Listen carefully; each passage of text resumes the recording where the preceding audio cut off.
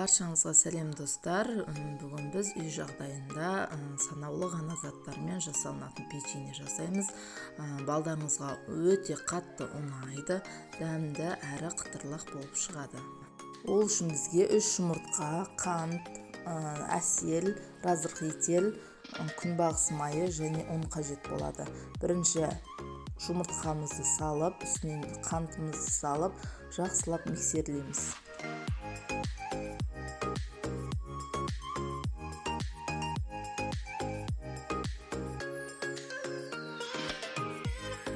Жұмыртқамыз бен қантымыз осылай әппақ болып екеселеніп көтеріліп шығады. Сосын үстіне күнбағыс майын салып, әсерімізді салып, тағы да миксерлейміз. Міндетті түрде миксер болу шарт емес, венчикпен немесе вилкамен де араластырсаңыздар болады.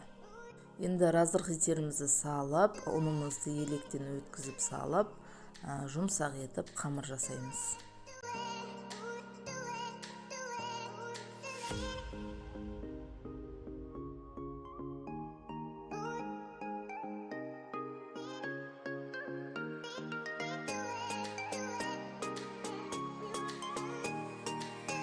Мінекей, менің қамырым дайын, осындай жұмсақ болады.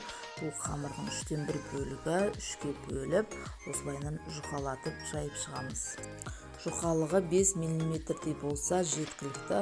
Енді үйіңізде қандай форма бар, сол формалармен осындай бөліктерге бөліп аласыздар.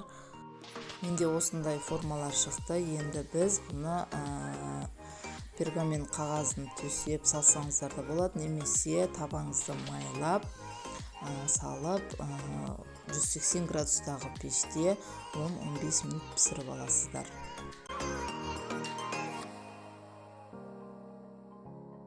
Бетіне қант немесе мак сепсеңіздер болады. Мен қант септім, әдемі көріністе болу үшін.